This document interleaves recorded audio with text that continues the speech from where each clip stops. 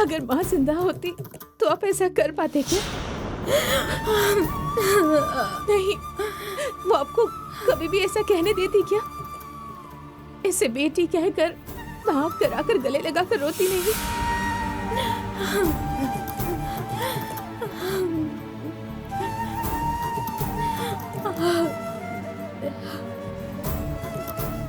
आप बेटी अंदर आ ऐसा कहकर घर के अंदर नहीं ले जाती? माँ की तरह आपको भी इसे माफ कर देना चाहिए पापा। प्लीज पापा, पापा। इसे माफ नहीं कर सकता और जो हुआ उसे भूल भी नहीं सकता हूं मैं। तुम कह रही हो तो ठीक है, इसे लेकर जाओ।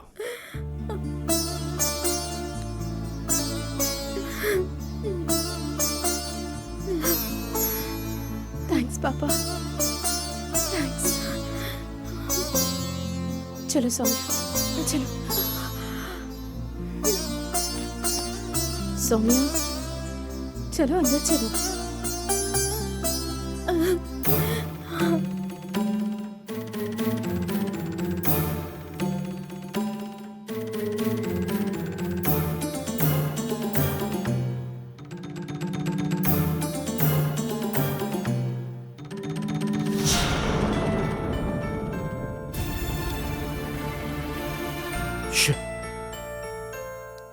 सौम्या भी गांव चली गई, पता नहीं वो कैसी है। मेरा फोन भी नहीं उठा रही है वो। मुझे वहां आने के लिए भी उसने मना किया है। चेन्नई से वापस जाऊंगा तो मुसीबत हो जाएगी।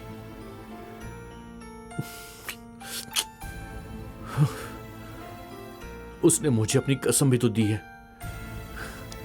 क्या करूं समझ नहीं आ रहा।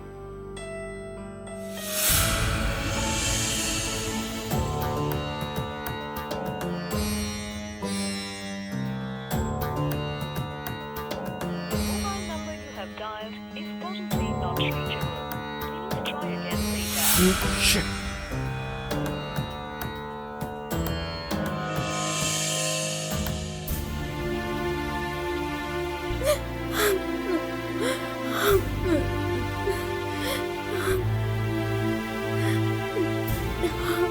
पापा का गुस्सा करना बिल्कुल जायज है और वैसे भी वो तुमसे कितने दिनों तक नाराज रह सकते हैं।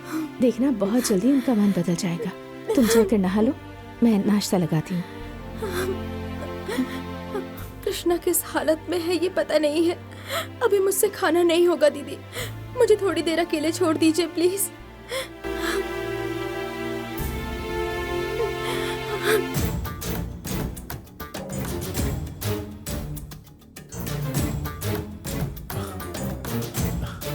दिव्यानी को ट्राई करता हूं, क्या कहूंगा उससे।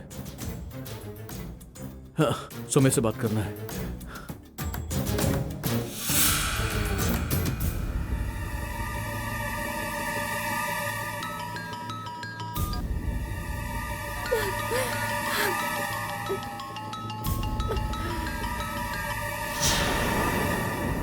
हेलो हेलो दिव्यानी, मैं कृष्णा बोल रहा हूँ।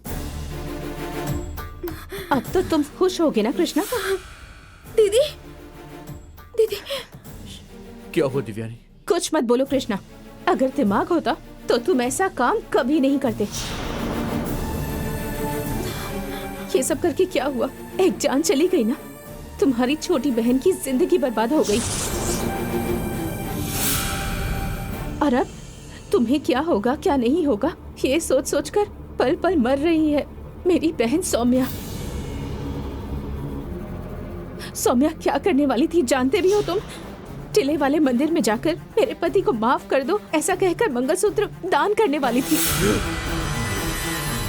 दिव्यानी, ये क्या बोल रही हो? मैं ही इसे रोककर जिसका पति मर चुका होता है वो औरत मंगलसूत्र उतारती है, ये समझा बुझाकर बड़ी मुश्किल से इसे मनाकर किसी तरह घर लेकर आई।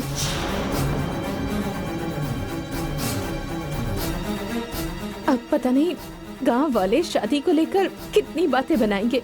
यही चाहते थे ना तुम? नहीं दिव्यानी, वहाँ पर क्या हुआ कसम से मुझे नहीं पता। पापा बहुत नाराज हैं, फिर भी उन्हें किसी तरह शांत करके सौम्या को घर पर ही रोक लिया। अब इस वक्त तुम्हें फोन करने की क्या जरूरत थी? गंगा माँ बरनी में बंद है, ये जानकर हम लोगों ने शादी करने का फैसला कर लिया था। जो कुछ भी हुआ उसके बारे में मैंने सपने में भी नहीं सोचा। जो कुछ हुआ उसके लिए मैं आपसे माफी मांगना चाहता हूँ। मैं यहाँ पे नहीं रह पा रहा हूँ। मैं सौम्या से मिलने वहां पर आना चाहता हूँ, मुझे आने दीजिए प्लीज। सौम्या ने मुझे अपनी कसम दी है। दिव्यानी, सौम्या से मेरी बात करवा दो प्लीज। प्लीज दिव्यानी। कोई जरूरत नहीं है। उसे बड़ी मुश्किल से शांत किया है मैंने। तुम्हारी आवाज सुनेगी तो फिर से परेशान हो जाएगी।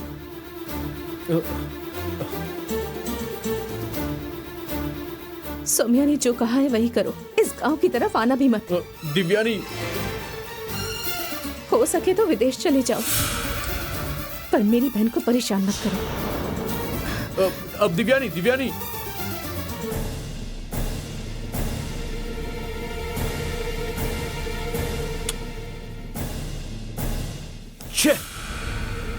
कृष्णा को कुछ भी नहीं होगा। सौम्या, अब तुम कृष्णा से बात भी मत करना। Just relax, okay?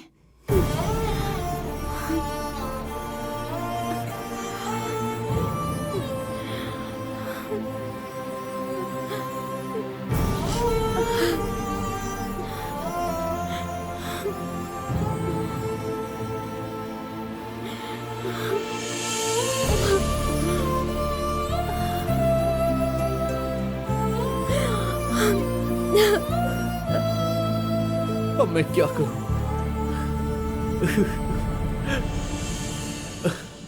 कृष्णा, हाँ? तुमने अपनी पत्नी से बात की? नहीं, उसकी बहन से बात की मैंने। क्यों? उसकी बहन ने कहा कि सौम्या से भी बात मत करो। सौम्या शादी के लिए राजी नहीं थी। जो कुछ भी हुआ उसका कारण मैं हूं। उसने कहा कि गांव की तरफ मत आना। सौम्या को देखे बिना मैं कैसे जी पाऊंगा? मुझे गांव जाना है। क्या कह रहे तुम? नहीं, मुझे गांव जाना ही होगा। कृष्णा,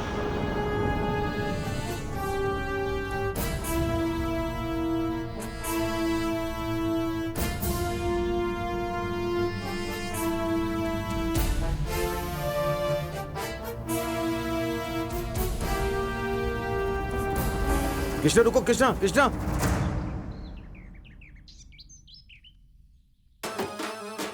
सर, क्या हुआ सर? इतना डर क्यों रहे हैं आप? इस गांव में डरे बिना कैसे रह सकता हूँ? तूने अभी नया नया ज्वाइन किया है ना? मैं तो बहुत दिनों से काम कर रहा हूँ। डिपार्टमेंट से ट्रांसफर मांग रहा हूँ लेकिन वो दे ही नहीं रहे हैं। इस गांव में जो भी घटनाएं हो रही हैं वो सब मैं जानता हूँ। आने वाले इंस्पेक्टर को मैं ये सारी बात बता देना चाहता हूँ। उन्हें ये बात बताने के बाद मेरी बत्ती ही बुझ जाएगी। क्यों भाई पांडेन, क्या कहते हो? कितने दिन यहाँ रहेंगे वो? 3 महीना या 6 महीना? उसके बाद फिर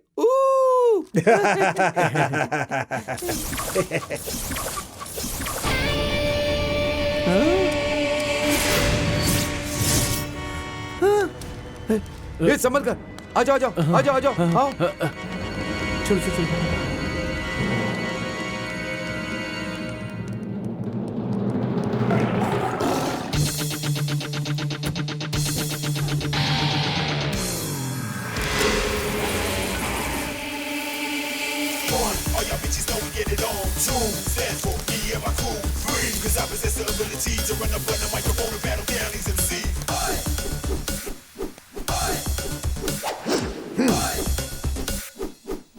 अटेंशन, जय।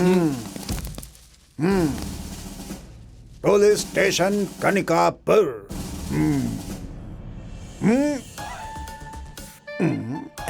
स्वागत करने के लिए अंदर भी आदमी नहीं है, बाहर भी नहीं है। हे, इधर आओ। सर, इस कनिकापुर में कातिल को पकड़ने के लिए एक टेरर पुलिस ऑफिसर जिम्मेदारी लेकर के आया है यहाँ पर। उस पुलिस ऑफिसर की हार पहनाकर तुम लोग स्वागत नहीं करोगे क्या? सर, यहाँ जगह जगह पर खून हो रहा है सर।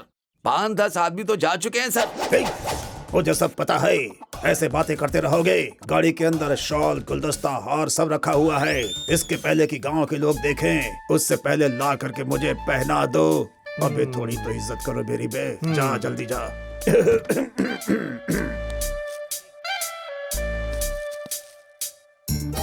रवि, फोटो निकाल। हाँ जी। ये पकड़ इसे। रुक रुक रुक रुक। एक सरकारी आदमी अपना फर्ज निभाने आया है, इसलिए मैं ये हार सम्मान शॉल पसंद बिल्कुल नहीं करता हूँ, समझे? क्या सर, आपको पसंद नहीं है? वो तो ऐसे ही बोल रहा था भाई। अगर तुम लोग इतने पैसे खर्च करके मेरी इज्जत करना चाहते हो तो मुझे कोई एतराज नहीं है। मुझे बाला पहना दो, पहनाओ पहनाओ पहनाओ पहनाओ। मेरे जैसे ईमानदार पुलिस ऑफिसर को तुम लोग सम्मानित करते हो, अच्छा लगा। अच्छा ये भी लेकर आए हो क्या? वाह वाह वाह वाह वाह। ओ कांस्टेबल जरा इधर आओ। कनिकापुर में कत्ल करने वाले को ढूंढने के लिए आने वाले एपी पांडे का जिंदाबाद करो बे। जल्दी चलो बोलो भाई। कनिकापुर में होने वाले कत्लों के कातिल को पकड़ने के लिए पुलिस स्टेशन के इंस्पेक्टर एपी पांडे जिंदाबाद। जिंदाबाद। अरे इसकी क्या जिंदाबाद। जरूरत थी? अरे जिंदाबाद। मैं नेता हूँ क्या कि जिंदाबाद कर रहे हो?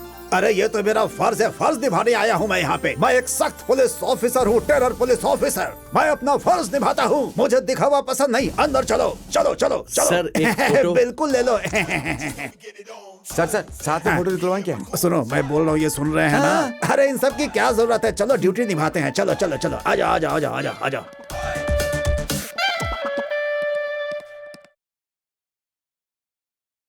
आइए सर, आइए आइए आइए। ओ कांस्टेबल सर। दोपहर के लिए मुर्गी बिरयानी तैयार है ना? सर पैसा नहीं है ना सर? चलो अच्छा छोड़ो। डियर पुलिस ऑफिसर्स, आप सबके बारे में ठीक से जान लिया है मैंने। सर हमने कुछ बताया नहीं मैं सर। अंतर्ध्यानी हूँ।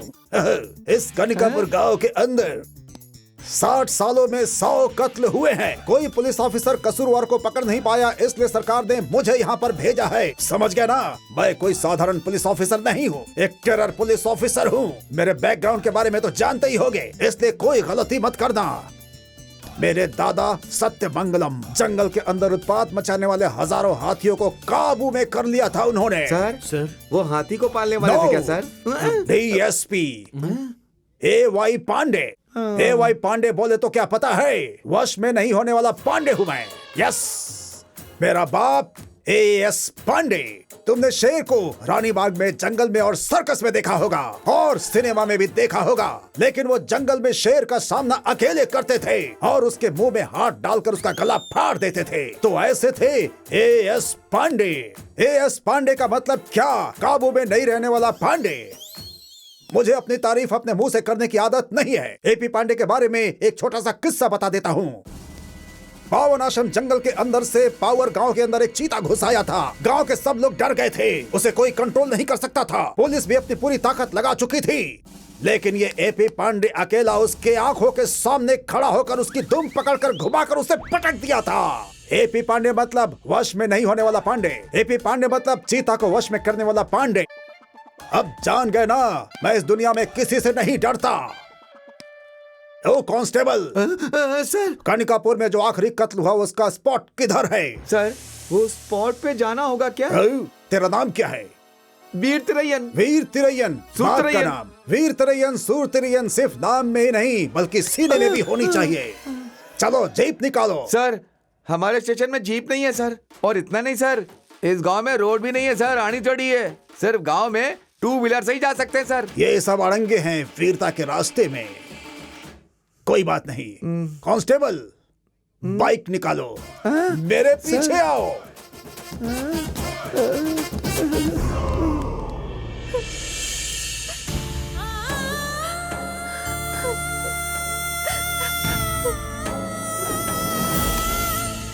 Sorry sorry.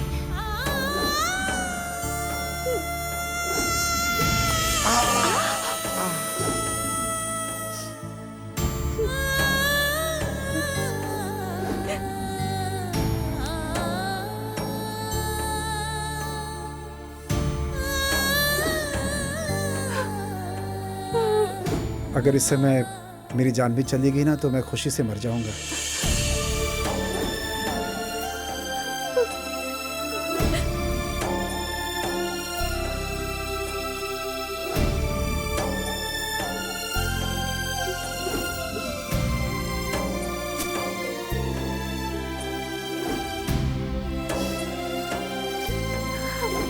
प्यार करने वाली लड़की से शादी किया है, कितनी अच्छी किस्मत है हमारी।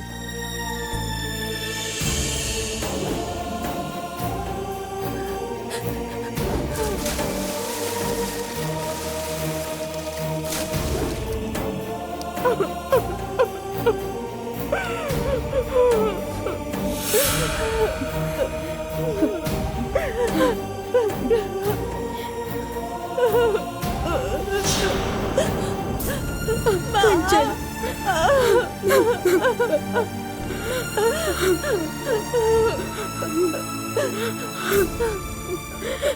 तूने एक बार भी नहीं सोचा बेटी कि अपनी माँ से बात कर ले,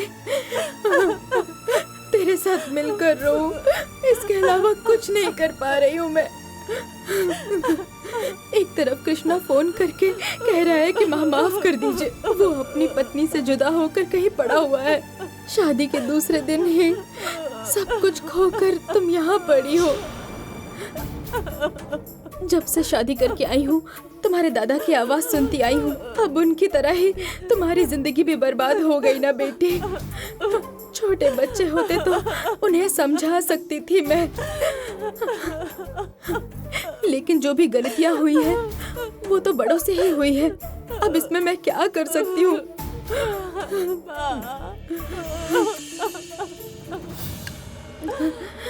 दमयंती, जो होना था हो गया, अब रोने से कोई फायदा नहीं है। एक दिन सब ठीक हो जाएगा ये सोचकर सपनों में जी रही थी मैं, लेकिन अब एक ही दिन में सारे सपने चूर हो गए। अब हमारा घर बर्बाद हो चुका है। तड़प तड़प कर रो रही है। कौन सी बातें कह के इसे शांत करूं, समझ में नहीं आ रहा। मेरा बच्चा जान के डर से अनाथ बनकर पड़ा हुआ है। जानता हूँ मैं। दमयंती, जो हो गया उससे रोने से कोई फायदा? इसके साथ तुम भी रोती रहोगी क्या? रोने के अलावा और क्या कर सकते हैं हम? एक खोई हुई जिंदगी आप लौटा कर दे सकते हैं क्या? मेरा बच्चा, उसकी जान को खतरा है, इस बात से डरा हुआ है। उसका डर आप दूर कर सकते हैं क्या? उसे हम विदेश भेज देंगे। ये और इसका पति दोनों विदेश जाना ही चाहते थे ना, क्यों नहीं जा पाए? जवाब क्यों नहीं दे रहे हैं? बताइए ना। दमयंती! क्यों नहीं जा पाए, इस बात का जवाब दीजिए मुझे। दमयंती! नरसिम्हा,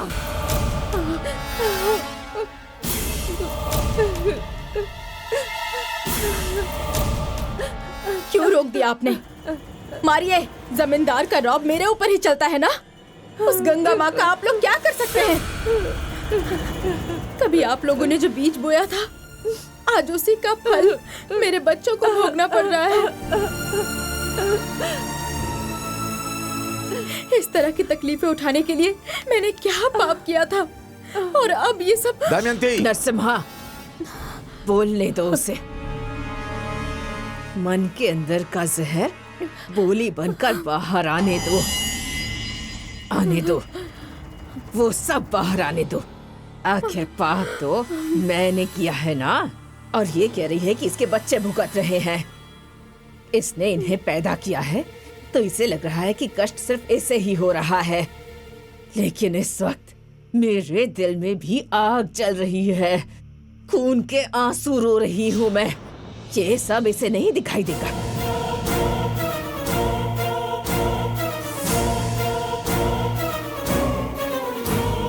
मेरे दिल में जो आग जल रही है वो भी नहीं दिख रही। एक एक पल उस गंगा के बारे में सोचकर अंदर से जल रही हूँ मैं। उस गंगा की आत्मा को मारकर जब तक खत्म नहीं करूंगी तब तक मुझे चैन नहीं मिलेगा।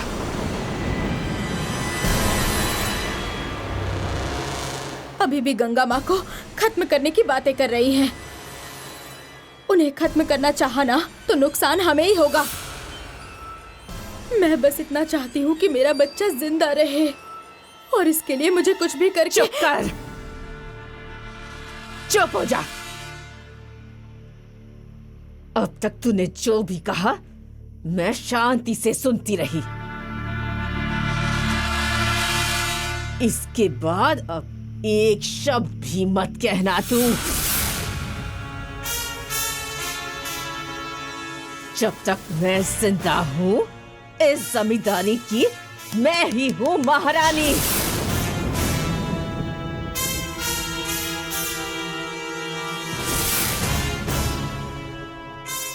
यहाँ मेरा कहा ही कानून होता है। यहाँ मेरी बात सबको माननी पड़ती है।